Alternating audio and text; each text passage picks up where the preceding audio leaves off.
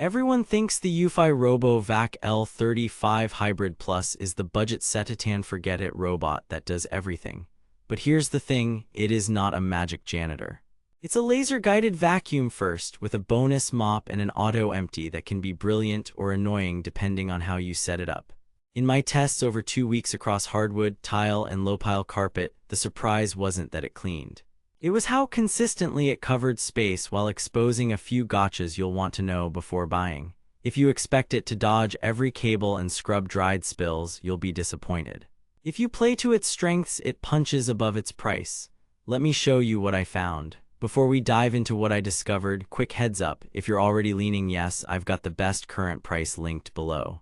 But hang tight, because a couple of my test results will absolutely change how you set this up on day one. Why did I need this robot? Dog that sheds like it's a side hustle. A toddler who believes gravity is a food group. I've tried the cheap gyro robots that pinball around and miss half the room.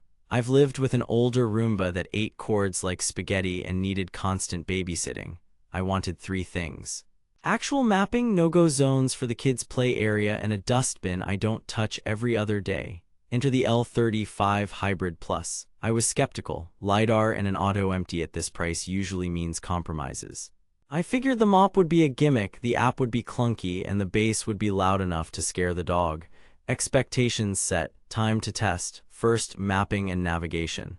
I let it loose on an 850 square foot main level with chairs, bar stools, and a couch on legs. It built the first map in 14 minutes, recognized rooms correctly, and didn't do the drunk spiral thing cheaper bots do. The Eufy app let me split rooms and drop no-go zones in under 5 minutes. Coverage was methodical S-paths, tight around table legs, and it consistently hit edges with a final perimeter pass. But then, obstacle avoidance. There's no AI camera here. Cables and socks are kryptonite. If your floors are cluttered, you'll need to tidy or use no-go zones. Suction and pickup next. On hardwood with a mix of rice and coffee grounds, single-pass pickup averaged about 94%. On a low-pile rug with embedded pet hair, it pulled roughly 90% in one pass and 96% after a second pass with the suction bumped up. It climbed thresholds up to about 0.7 inches in my home without stalling. Rug boost kicked in reliably. Edge cleaning was better than I expected for a round bot, getting within roughly half an inch of the baseboards. But then, hair wrap. After a week, the main brush had a light ring of hair that took 90 seconds to cut off. Not a deal breaker, but weekly maintenance is smart if you have long hair or heavy shedders. Mopping. Let's be real, it's a drag pad with adjustable water flow, not a scrubbing system. On tile with dusty footprints and light kitchen haze, it left floors visibly cleaner and even, especially on medium water. But then I handed it a dried coffee ring and some sticky juice spots. Nope. Those needed manual pre-treating or a proper sonic rotating mop robot. The good news, it does lift day-to-day film and pairs nicely with daily vacuum runs. The bad, you'll still mop by hand for real spills. Auto-empty base, this is where convenience shows up. After each job, it docked and emptied in about 10 seconds. Measured 1 meter away, the empty cycle peaked around the high 70s dB, loud but brief.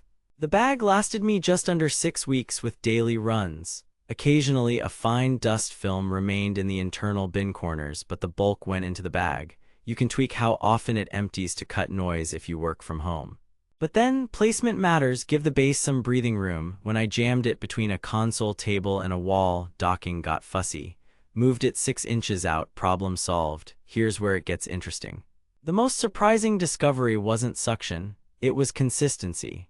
Over 2 weeks, it cleaned 1,200 square feet in about 78 minutes on standard, repeatedly finishing with around 35–40% battery left. It didn't skip rooms, it didn't get lost under the couch. That kind of reliability is what actually makes you use a robot daily.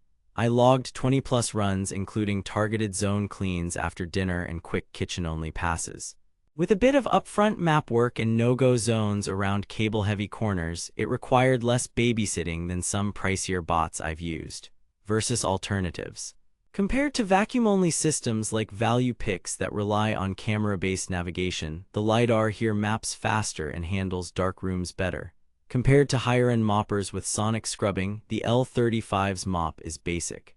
If you want carpets lifted or oscillating pads, you'll pay more. But at this price, getting LiDAR mapping, a dependable auto-empty, multi-floor maps, and room-based cleaning is strong value. Is it too good to be true? Only if you think mopping will replace a real mop or that it will avoid every sock and cable. The fine print is simple: set no-go zones, pick up cords, and treat the mop as maintenance, not miracle. Now that you know it's a vacuum-first beast with a maintenance mop, grab it while it's discounted and before stock swings back up. I put the best current price and any bundle deals in the description. If you need bags or extra pads, I linked those too so you're set for the next few months. Bottom line, if you want a reliable LiDAR-guided cleaner with a legit auto-empty and you're okay with tidying cables and using the mop for upkeep, the Eufy RoboVac L35 Hybrid Plus is an easy recommend. Apartment, mixed floors, pets, busy schedule, you'll love the set and go routine. If you need true mopping power or advanced obstacle avoidance for cluttered floors, look at higher tier scrubbers or AA camera models. For most people, this is the sweet spot. Treat it like a laser-guided vacuum with a bonus wipe, not a robot janitor, and it earns its keep every single day.